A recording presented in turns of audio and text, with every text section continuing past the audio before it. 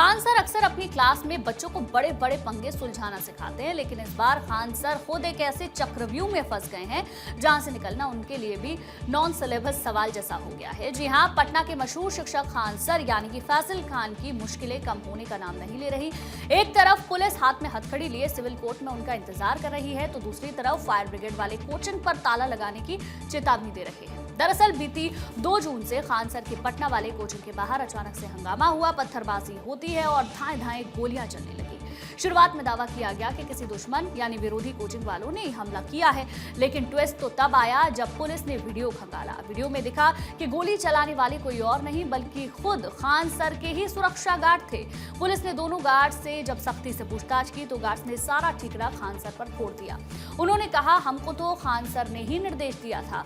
बस फिर क्या था, एफआईआर में खान सर का नाम भी जुड़ गया और तब से खान सर अंडरग्राउंड है।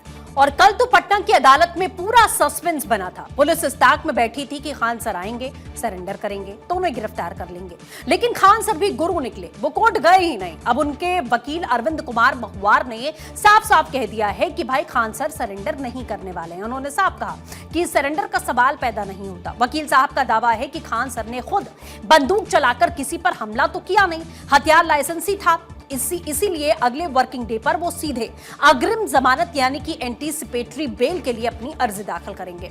यानी बिहार पुलिस सोच रही थी कि कैच लपक लेंगे, लेकिन खान सर ने रिव्यू लेने का फैसला कर लिया। इसी के साथ अब इसे कहते हैं गरीबी में आटा गीला।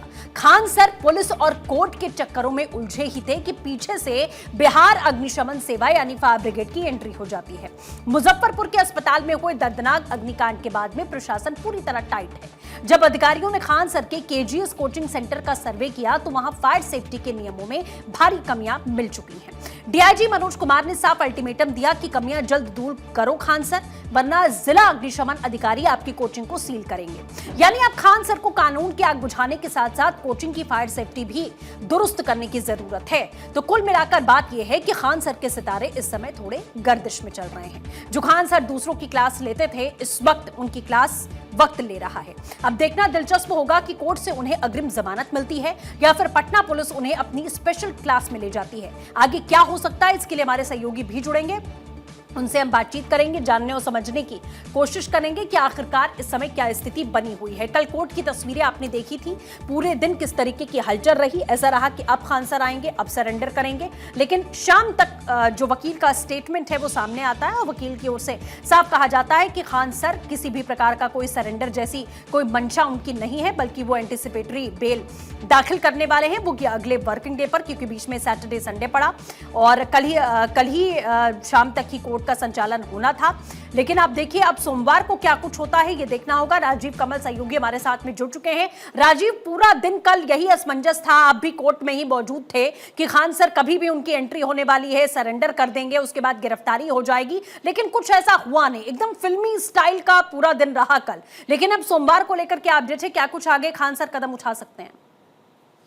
देखिए, खान सर की मुश्किलें जो है वो फिर से बढ़ती नजर आ रही है, क्योंकि फायर सर्विस डिपार्टमेंट की तरफ से बकायदा ऑडिट किया गया उनके कोचिंग सेंटर में।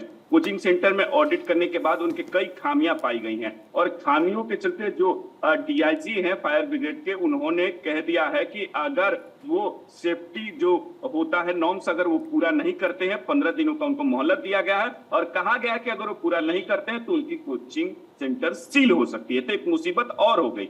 अगर बात करें शनिवार की, तो दिन भर ऐसा लगा कि वो सरेंडर करेंगे, कोर्ट पहुंचेंगे, उसके लिए बकायदा हम लोग कोर्ट वहां मौजूद थे। उनके वकील के द्वारा बाद में कह दिया गया, क्योंकि देखिए मॉर्निंग शिफ्ट कोर्ट चलता है, मॉर्निंग चलता है, 1 बजे तक कोर्ट रहता है। अगर एंटीसिपेटरी बिल अगर आपको माफ करें एंटीसिपेटरी अगर बेल लेना होता है तो 10:30 बजे आपको उसको दायर करना, मतलब देना पड़ता है, वहां कोर्ट में करना पड़ता है। लेकिन उन्होंने 10:30 बजे तक का जो समय वो पहले बीत चुका था, 1 बजे जब लगा कि वो पहुंचेंगे, सरेंडर कर देंगे, उन्होंने ऐसा कुछ भी नहीं किया। उनके जो वकील हैं उन्होंने साफ तौर पर कहा कि देखिए वो कोई बहुत बड़े जुर्म उन्होंने नहीं किया है, उन्होंने गोली खुद से नहीं चलाई है, वो किसी के द्वारा चलाया गया है। तो इसको लेकर उन्होंने साफ तौर पर कहा कि देखिए वो सरेंडर नहीं करेंगे, हम जरूर एंटीसिपेटरी बिल के लिए सोमवार को हम अप्लाई करेंगे। आज संडे है, संडे के छुट्टी के दिन।